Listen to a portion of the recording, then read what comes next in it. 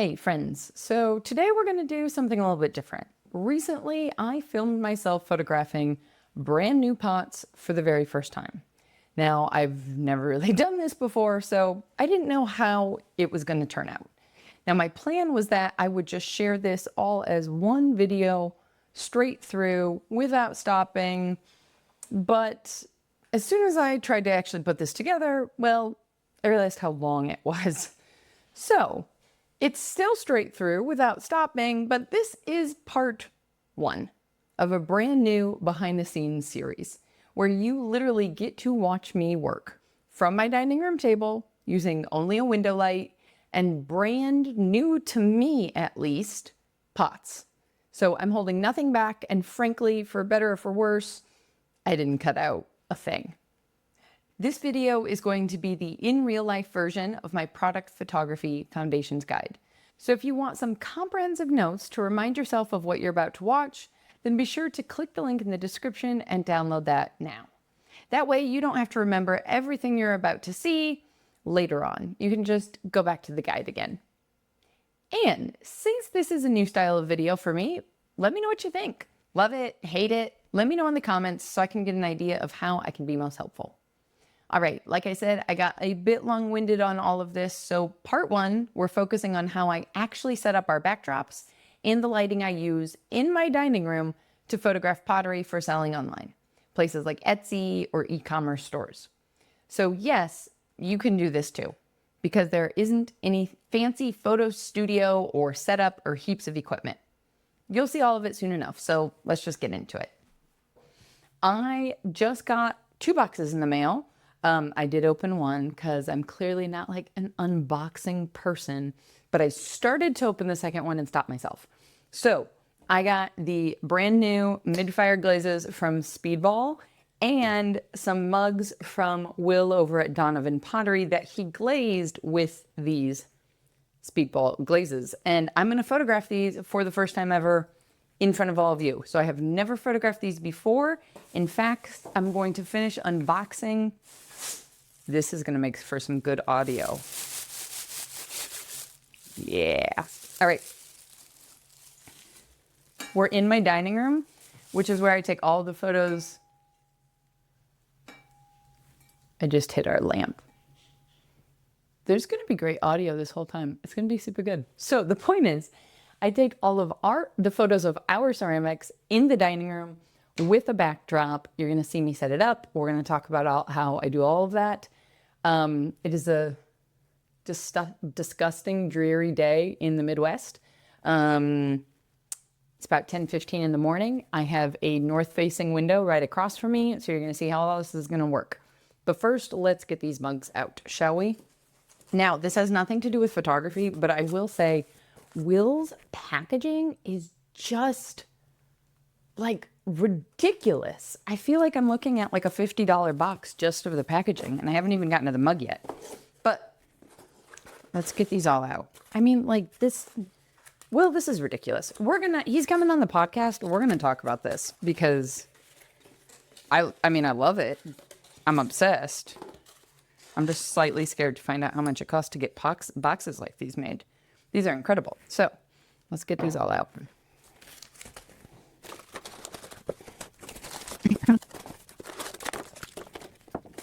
And so, not unboxing really. So we'll probably just see all this. That was great. Ooh. I think maybe this one's this one. Yep. This one's this one. All right.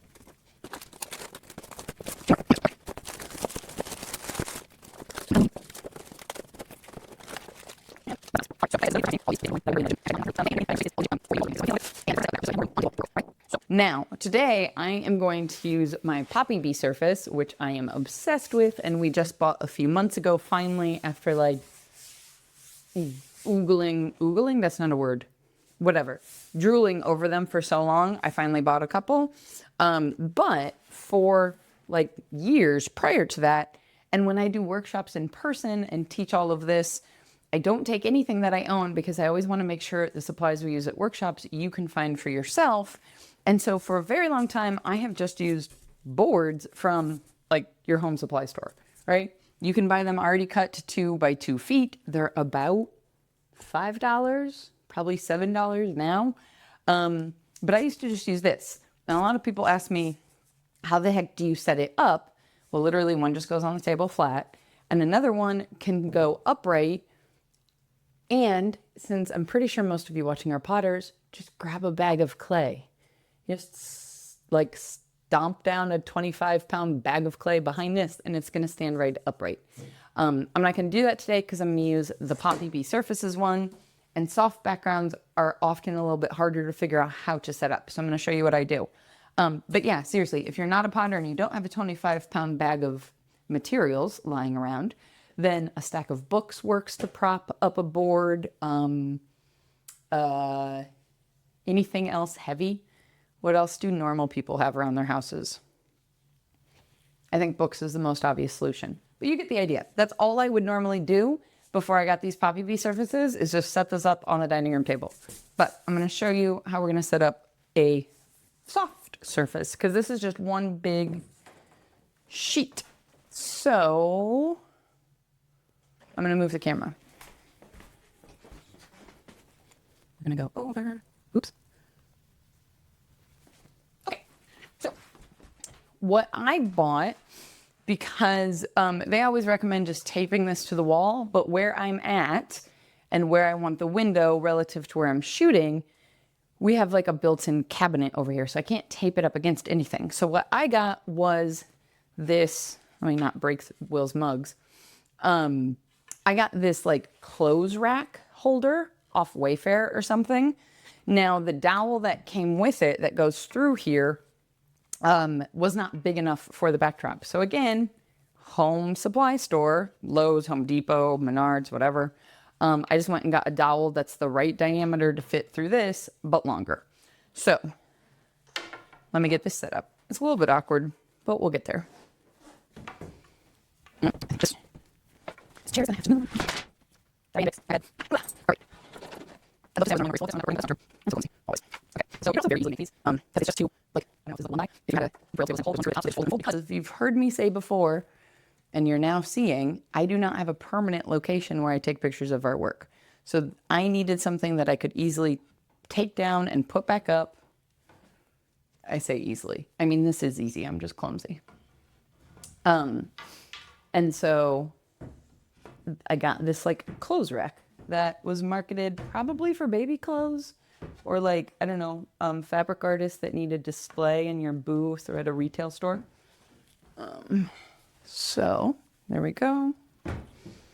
Need to make sure that leg is stable.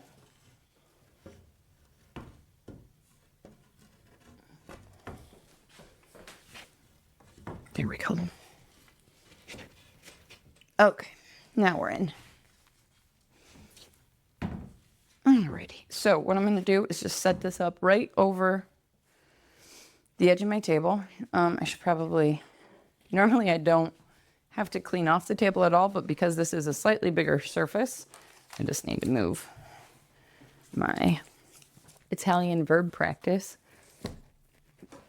Grammar is hard, guys. Yes, by the way, because the reason I love backdrops is you don't actually have to clean introduce. All right, now, before we do, I don't know why I was taking pictures of here, that's just silly. That's just silly. All right, so now, rather this, I will say, I had it rolled up a little bit too tight for storage, so move yourself in the future. I just have these things again from Lowe's, Home Depot, I don't know, bigger DIY home supply store. Doesn't matter. I'm gonna put this over like this. All right, here we go. Okay, just like that.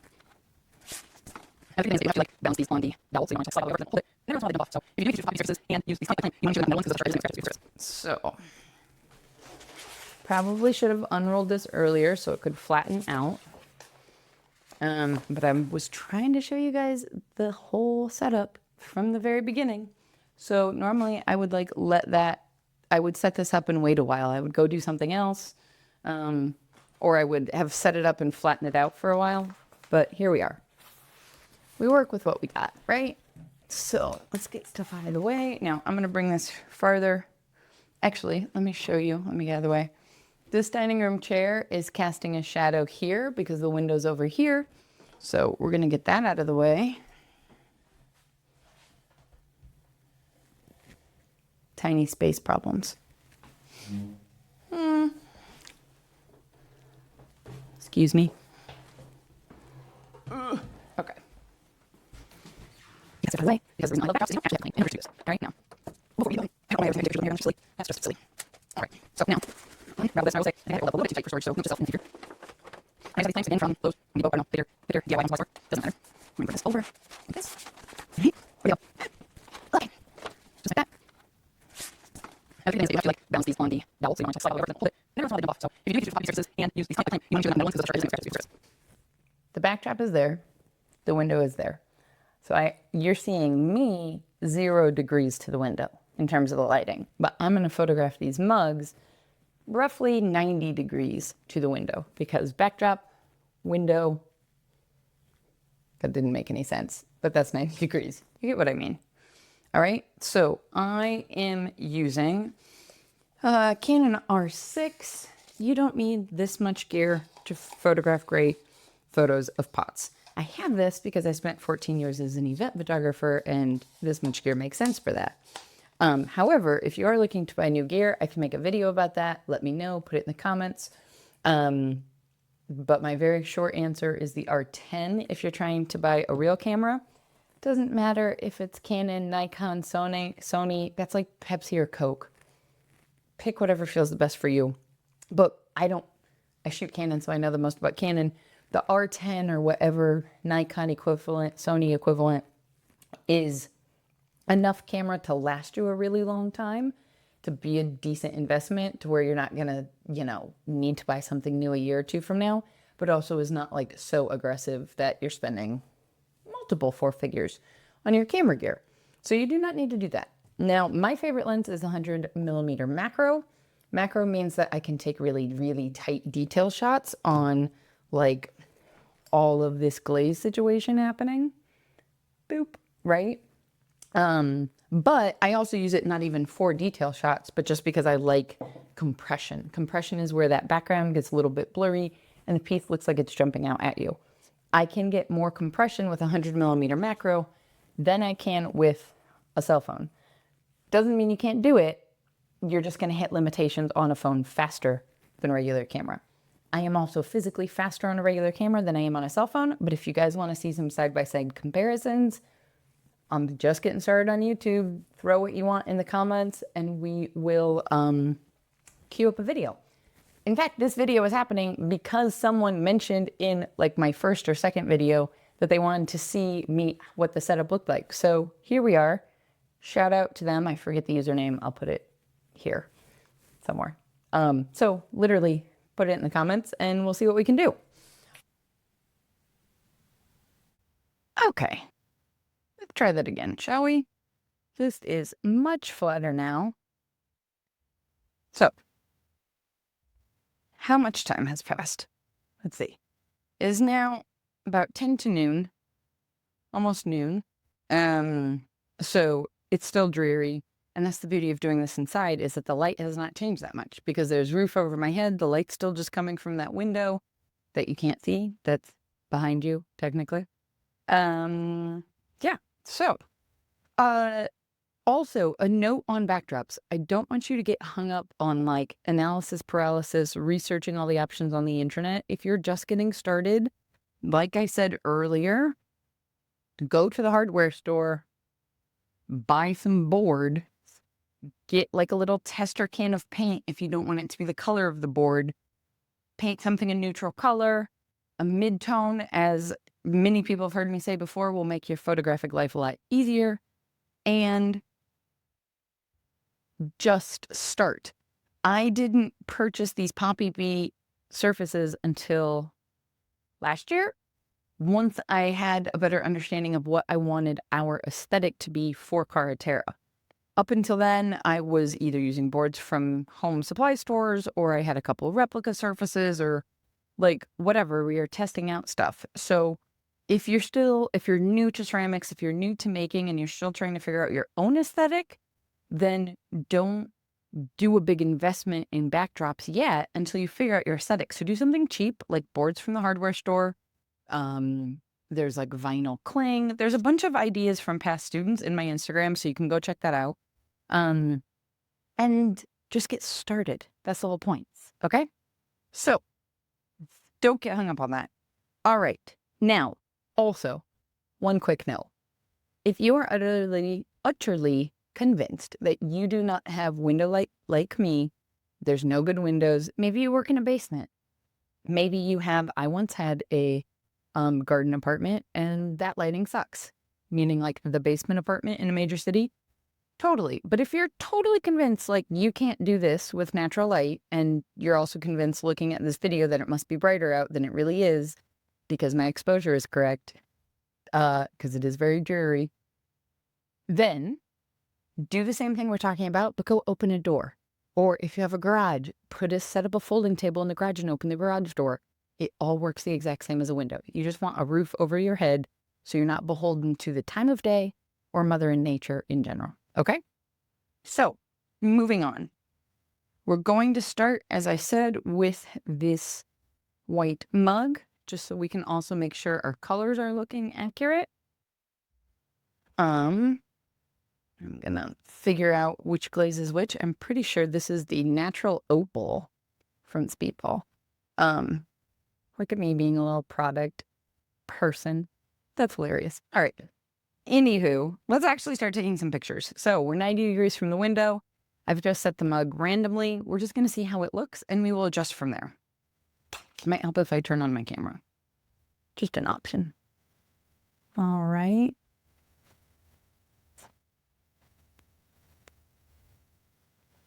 Here we go. Okay. Alrighty, so my colors look okay. I have manually set my white balance. If you don't know what that means and you want to talk about it, if you use a regular camera, throw it in the comments and I can make a video about it. Okay. So now whenever I shoot, number one, also I'm using my tripod to video, so my back's gonna hurt by the end of this, but that's all right. Whenever I photograph ceramics, I always start with a hero shot, which is what I'm doing right now. It's just the piece, straightforward, plain background, no props, no nothing. I'm just going to do this straight on. And I'm going to do this for each of these mugs first. It's kind of like my creative warm-up. It's the shot we all need for a shop listing so people see exactly what projects they're going to get. But it's also not creative. It's not like, it doesn't take a lot of mental energy. It's just getting me going and getting me started. It's also allowing me to see what the lighting is looking like with whatever given piece I am photographing that day. Okay? So, now maybe, and I'll try to edit in these photos for you in the final video, maybe the shadow on the other side of the mug is a little bit more dramatic than I usually do. I don't mind shadows for my style, but if you don't like them, then we can always set up a piece of white poster board or on this side to bounce the light back in. I have slightly underexposed the mug because it is all white so that I don't lose the highlights in the top. So I'll show you all that. But let's just get these hero shots done, right? So what I'm going to do now that I'm set up is literally just swap one out for the other.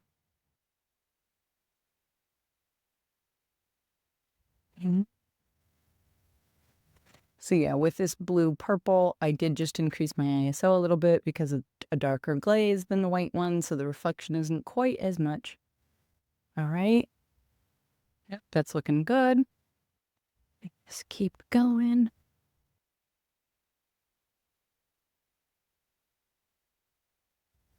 I'm sure that's some great video of my back for all of you.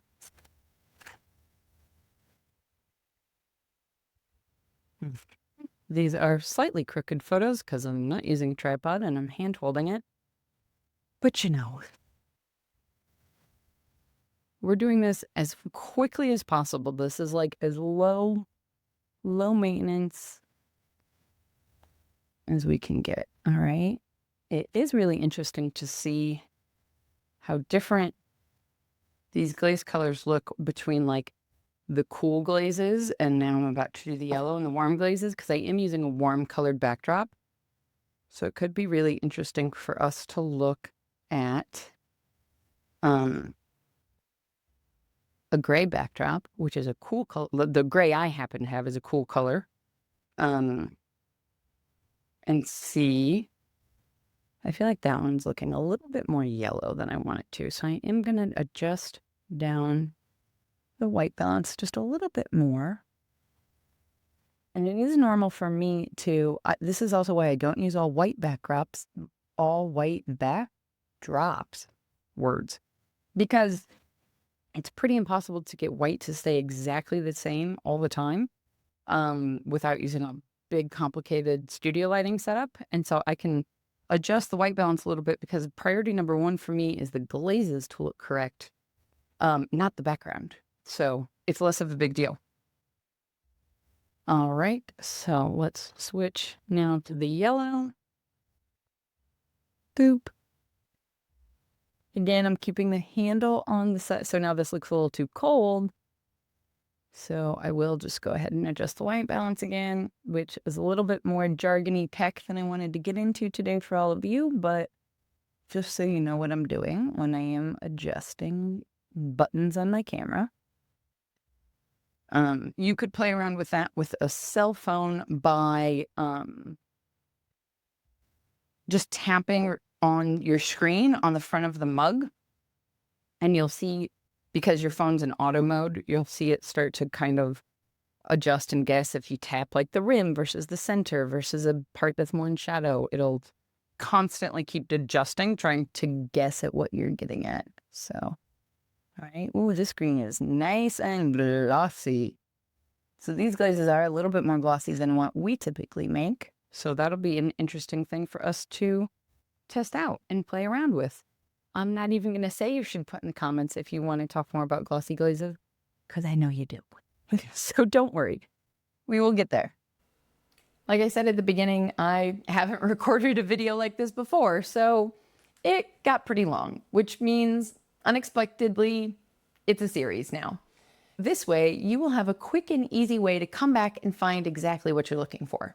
So I've stopped this video here as part one in case you need a refresher in the future on how I set up my backdrop and those crucial details of the angle of light that I set up in terms of the backdrop to the window. Plus, getting started on your standard hero shots that all of us need. Like I said, they're my creative warm-up. In part two, I'll be diving into how I photographed Will's sets, because I did have multiple mugs. And you're also going to see how I arranged those pesky handles. And frankly, when it comes to part 3 or 4, or I don't know how many parts are going to be coming up next, because as I just got this part 1 video ready for you, another 3 or 4 ideas have already come to mind. So as always, be sure you've hit subscribe so you don't miss out on what's coming up next. In the meantime, I have the breakdown of my exact setup that you saw today in the Product Photography Foundations Guide that you can download for free at the link in the description. Get that now so that you are ready for part 2.